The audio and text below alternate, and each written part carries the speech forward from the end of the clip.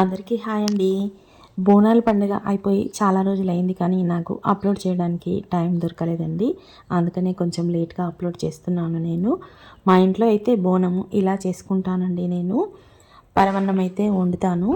పైన ఇంకా పెరుగు శాఖ, బెల్లం శాఖ అంటారు కదా, పై చెంబులో బెల్లం శాఖ, పెరుగు శాఖ వేస్తాము. అమ్మవారికి చీర కూడా సమర్పించుకుంటాను. ఇంట్లోనే పెట్టుకుంటానండి నేను బోనం అయితే. ఇంకా మా అత్తగారి ఊరు ధర్మసాగర్లో అయితే బేషన్లో బోనం పట్టుకొని రాత్రిపూట అందరం ఒకేసారి గుడికి వెళ్ళే వాళ్ళము. ఇప్పుడైతే ఇక్కడ ఇంకా ఎవరికి తోచిన టైంలో వాళ్ళు వెళ్తూ ఉంటారు. నేను ఇంట్లోనే బోనం పెట్టి ఇంకా పరవన్నం అయితే టిఫిన్ బాక్స్లో తీసుకెళ్ళి 5 ఆకులు ఏవైనా తీసుకెళ్తాము ఆ గుడి దగ్గరికి. 5 ఆకులలో పళ్ళు పెడతారు, అమ్మవారికి నైవేద్యంగా సమర్పించి మళ్ళీ కొబ్బరికాయ కొట్టి దేవుడికి దండం పెట్టుకొని మేమైతే దేవుడి దర్శనం చేసుకొని అయితే వస్తాము. నేనైతే ఇలా చేసుకుంటాను బోనము. చూడండి, ఇక్కడ అమ్మవారికి 5 పళ్ళు పెడుతున్నాను. ఆకులు అంటే ఇదివరకు మనం విస్తర్లు కుట్టే ఆకులు దొరికేవండి, ఇప్పుడు దొరకట్లేదు. కాబట్టి నేనైతే మా ఇంట్లో మందార చెట్టు ఉంది, ఆ మందార ఆకులు అయితే తీసుకెళ్ళాను. 5 ఆకులలో పరవన్నం పెట్టాలి. ఆ తర్వాత కొంచెం బెల్లం కూడా పెడతారు. ఆ తర్వాత పెరుగు శాఖ, బెల్లం శాఖ అమ్మవారికి అక్కడ పోసి దండం పెట్టుకుంటారు. ఆ తర్వాత ఇంకా అగరబత్తీలు అయితే ముట్టించాను నేను.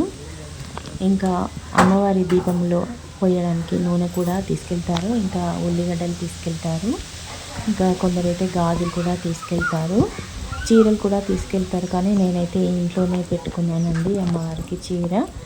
ఇంకా మా వారైతే ఇంకా కొబ్బరికాయ కొట్టారు అమ్మవారి దగ్గర.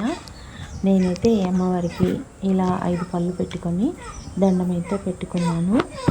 చూసారు కదా, ఇదే మా పోచమ్మ తల్లి దేవాలయము. మెట్టుగుట్ట దగ్గర ఉంటుంది. మెట్టుగుట్ట ఎక్కేటప్పుడు స్టార్టింగ్లో ఉంటుందన్నమాట ఈ గుడి. ఇక మా వారైతే అమ్మవారికి దండం పెట్టుకొని కొబ్బరికాయ అయితే కొట్టారు. కొబ్బరికాయ ఇలా బయటనే కొట్టాలండి, ఎందుకంటే గుడి దగ్గర కొడితే అన్నీ నీళ్లు పడతాయి కదా, జారి పడతారని కొబ్బరికాయ అయితే ఇక్కడే కొట్టమంటారు. ఇంకా నేను అమ్మవారి దగ్గరికి వెళ్ళి అయ్యగారితో బొట్టు పెట్టించుకొని అమ్మవారికి దండం అయితే పెట్టుకున్నాను. ఇంకా పసుపు కుంకుమ కూడా వేశాను. మనకి కూడా కొంచెం అయ్యగారు మళ్ళీ పసుపు కుంకుమ 2 కలిపి పొట్లం కట్టించాడు కొంచెం నాకైతే.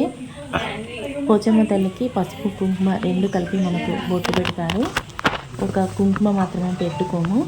ఇంకా ఉల్లిగడ్డలు నేను తీసుకెళ్ళిన నూనె అయితే అయ్యగారికి ఇచ్చాను.